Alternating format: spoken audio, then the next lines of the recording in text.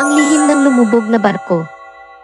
Sa gitna ng luntiang gubat ng India ay naninirahan ang isang tigre na nagngangalang Rocky. Hindi tulad ng karamihan sa mga tigre, si Rocky ay isang adventurer, laging mausisa at matapang. Madalas biruin ng kanyang mga kaibigan na nakuha ni Rocky ang kanyang mga guhit mula sa kanyang mga mapangahas na paglalakbay.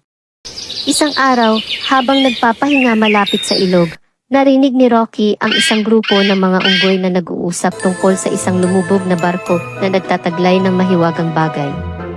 Ang huling hiling ng salamin, sabi ng isang unggoy na may kasiyahan. Nagbibigay ito ng isang hiling sa sinumang makakakita nito. Nagliwanag ang mga mata ni Rocky sa kasiyahan. Isang mahiwagang salamin. Isang hiling. Ito na ang natatanging pakikipagsapalaran ng aking buhay. Walang pag-aalinlangan, nagpasya siyang hanapin ang misteryosong kayamanang ito.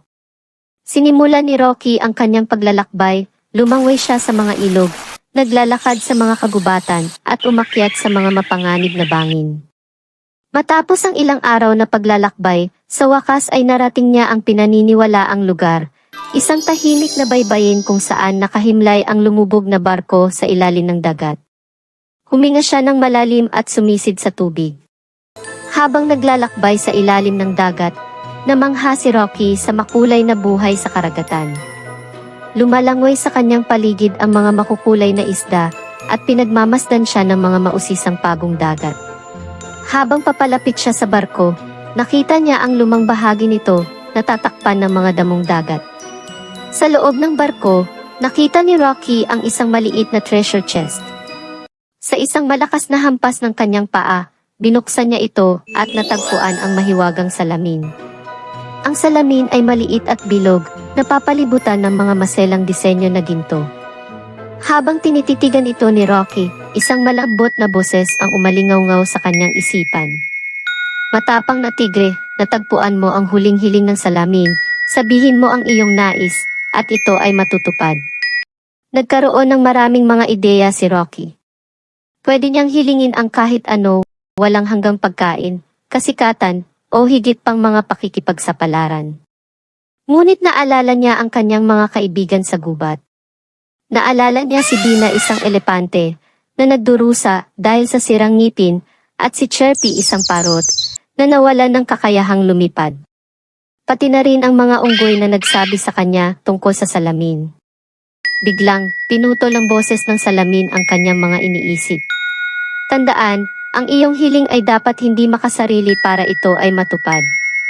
Nagdadalawang isip si Rocky. Alam niya kung ano ang dapat niyang gawin, ngunit ito ay isang mahirap na desisyon. Pagkatapos niyang mag-isip ng malalim, malinaw siyang nagsalita, nais kong maging mabuti at masaya ang lahat ng nilalang sa aking gubat. Nagliwanag ang salamin, at ang tubig sa paligid ni Rocky ay kumikislap sa mahiwagang enerhiya. Ilang sandali pa, ang salamin ay natunaw sa mga kumikislap na alikabok, at si Rocky ay natagpuan ang kanyang sarili sa pampang. Mas magaan ang pakiramdam niya at puno ng kapayapaan. Bumalik si Rocky sa gubat at napatunayan na nagkatotoo ang kanyang hiling. Ang ngipin ni Bina ay gumaling, si Chirpy ay muling nakakalipad, at ang mga unggoy, bagaman malikot pa rin, ay nagbahagi na ng kanilang pagkain at nagmamalasakit sa isa't isa. Ang gubat ay mas mapayapa kaysa dati. Isang gabi, habang si Rocky ay tinatamasa ang paghanga sa kanyang mga kaibigan dahil sa kanyang hindi makasariling hiling. Lumapit sa kanya ang isang matandang pagong na nagngangalang Kavi. Kavi, ano ang dahilan ng pagpunta mo dito? Tanong ni Rocky. Mayroon akong kwento na nais kong ibahagi, sabi ni Kavi na may kislap sa kanyang mga mata. Maraming taon na ang nakalipas, natagpuan ko rin ang huling hiling ng salamin. Namangha si Rocky. Talaga, ano ang hiniling mo? Tumawa si Kavi. Hiniling ko na palaging makatagpo ang salamin ng isang nilalang na may mabuting puso upang makagawa ng hindi makasariling hiling tulad ng ginawa mo. Iyan ang tunay na mahika ng salamin, pinipili nito ang makakakita base sa kanilang potensyal para sa kabutihan. Nanlaki ang mga mata ni Rocky. Natagpuan siya ng salamin hindi dahil sa pagkakataon, kundi dahil nakita nito ang kabutihan sa puso niya.